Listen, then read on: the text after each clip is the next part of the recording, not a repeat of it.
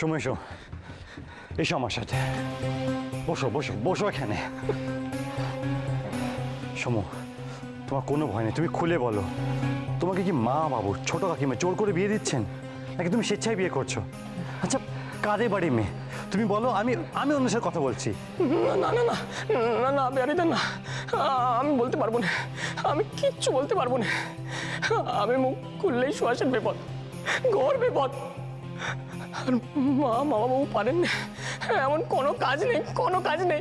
বিহারী বাবু দেখেছেন তো, দেখেছেন তোকে কি পরিমাণে ভয় দেখানো হয়েছে।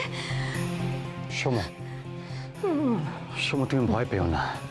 সমু সমু এখনো সময় আছে, তুমি মুখ খুলে বলো। দেখো, মা মহিন্দা এখনো জানতে পারেনি, জানতে পারলে আর রক্ষে থাকবে না। আমি তোমাকে এখনো বাঁচাতে পারি, তুমি শুধু খুলে বলো কি কি হয়েছে কি।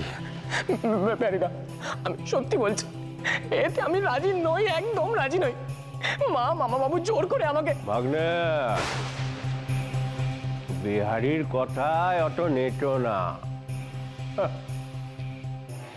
তোমার মায়ের অবাধ্য হয়েও না। অবাধ্য হলে তোমার মা তোমার আর তোমার বউয়ের কি অবস্থা করতে পারে সে সম্পর্কে তোমার কোনো ধারণা আছে?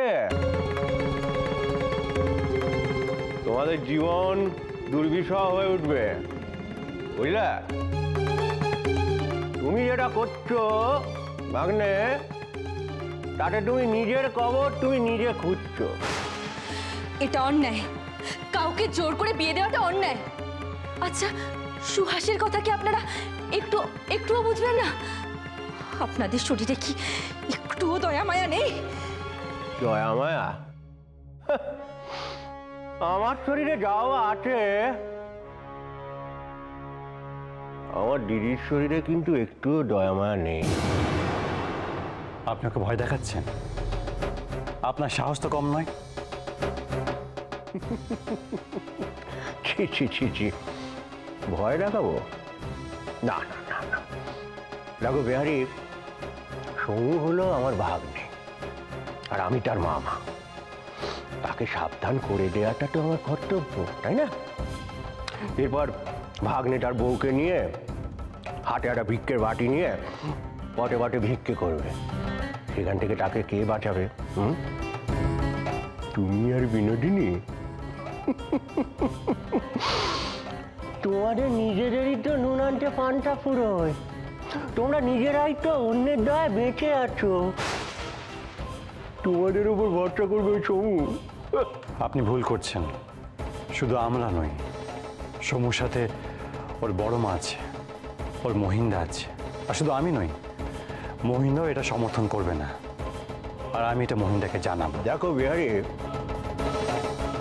তুমি সর্বঘটের কাটালিকলা হতে চাও হও, তাতে আমার কোনো আপত্তি নেই, কিন্তু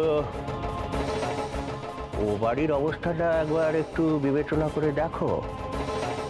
আমি যদি এখন সময় মতো সমুকে নিয়ে বেরোতে না পারি, তাহলে ওই বাড়িতে যে মেয়েটি অপেক্ষা করছে সে কিন্তু লগ্নভ্রষ্টা হবে।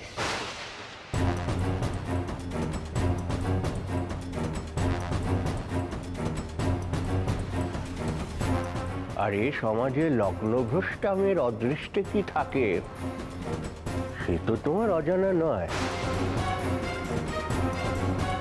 সে মেয়ে তো বাপ মায়ের কাছেও ফিরতে পারবে না, তার ভরণ পোষণের দায়িত্ব কে নেবে? তুমি?